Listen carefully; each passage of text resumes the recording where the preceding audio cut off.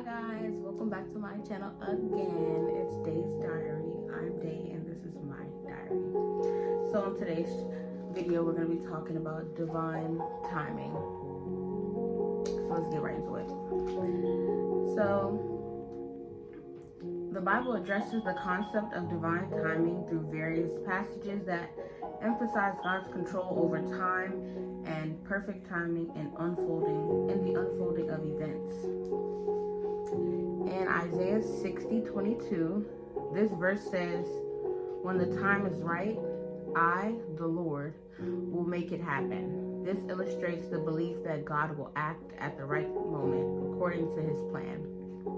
So when it comes to divine timing and your time, will come soon, and when will my time come, and all of the riffraff about that. One of the most important questions that you may ask yourself is, why hasn't God answered my prayer? So I wrote down 3 main things that I personally feel like he might not have answered your prayer, or your prayer is, being delayed for. The first one was the company you keep, which is a big one. The second one is how you maintain what you already have prayed for, and to test your faith. So let's start with the company that you keep. The company you keep may have bad intentions or speak ill will towards your desires, jealousy, envy, or hate. You gotta be careful with the company you keep, because they can be monitoring spirits. They don't have the best intentions for you, but they just want to keep up with you because they know that you have the potential, but they don't want you to ever get up there because they may be jealous, or they may envy you, or they may hate you, and they don't want you to be better than them. They don't have nothing to offer, but with you add value to them. So let's be very careful with the company that we keep in, the people that are seemingly connecting themselves to you more than what you're doing. They're very much giving clout chasing a little bit. You gotta be very careful with the company you keep. It's important to use your discernment to see through people's intentions with you. Evil motives and monitoring spirits.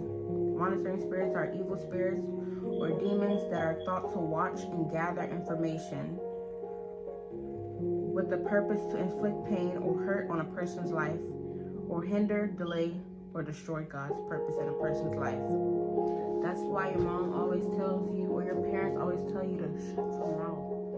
Don't always share what you have going on, especially if it's not done yet, if it's not final. It's important while things are still what's a good word? Premature. Just be quiet. Just wait.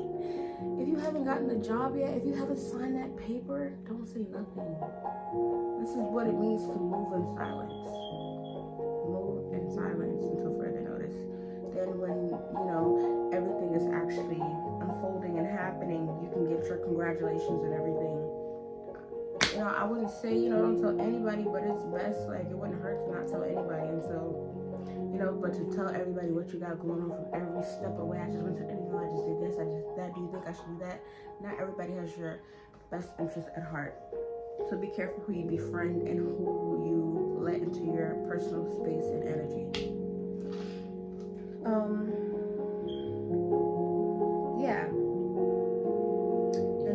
In 1 John 4:1, beloved, believe not every spirit, but try the spirit whether they are of God, because many false prophets are gone out into the world. Essentially encouraging discernment to identify if a spirit is from God or not, testing against potential monitoring spirits.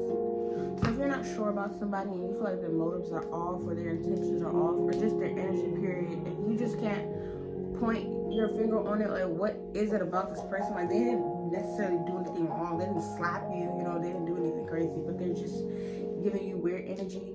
Pray and meditate on that person, and God will give you an answer. There's different ways God will talk to you. They will even speak through you, through that person, and that person will confess to you somehow, some way. It's happened to me before. It's actually very crazy.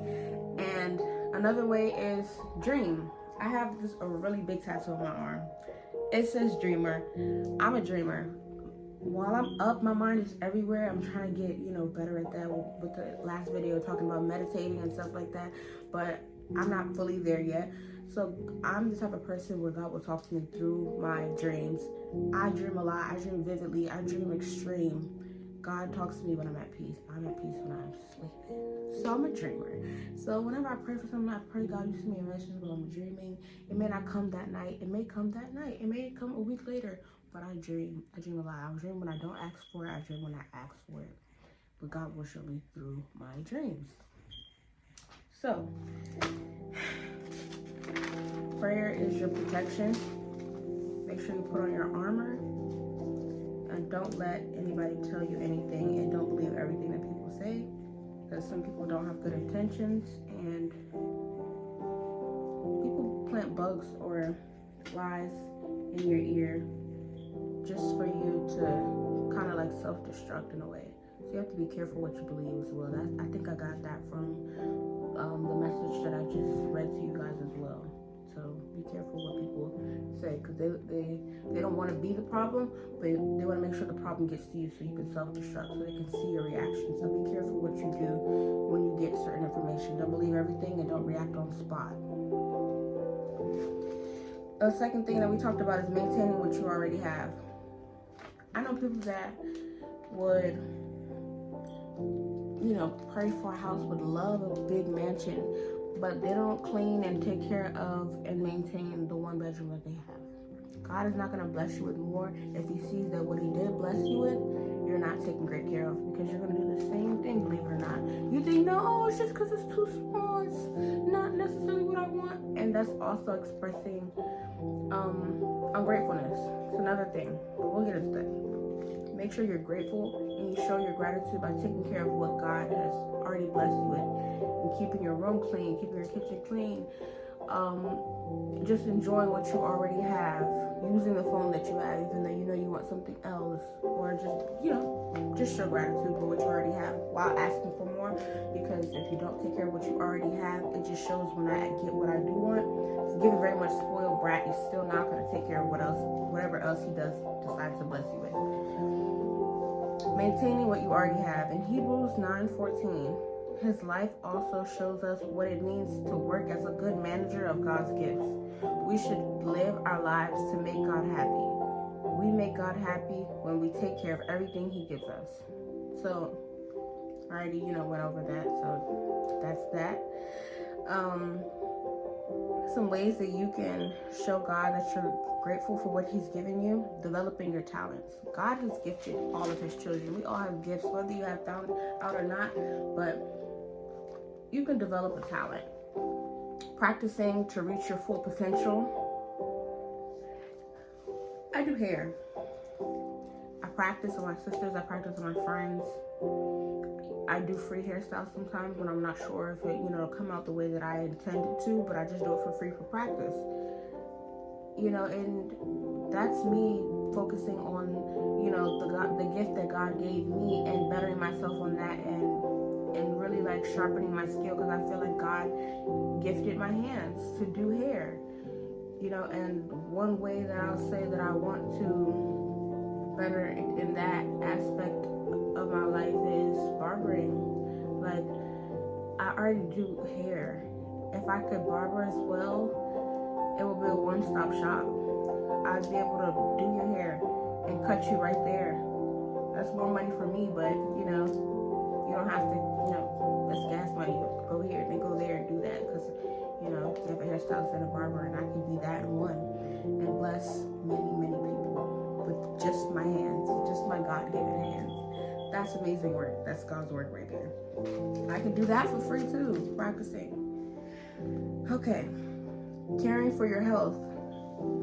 Taking care of your temple the best way that you can, because your body's a temple. Taking care of your physical and your mental well-being to better serve others. Go to therapy. I urge that, because everything, your thoughts control everything.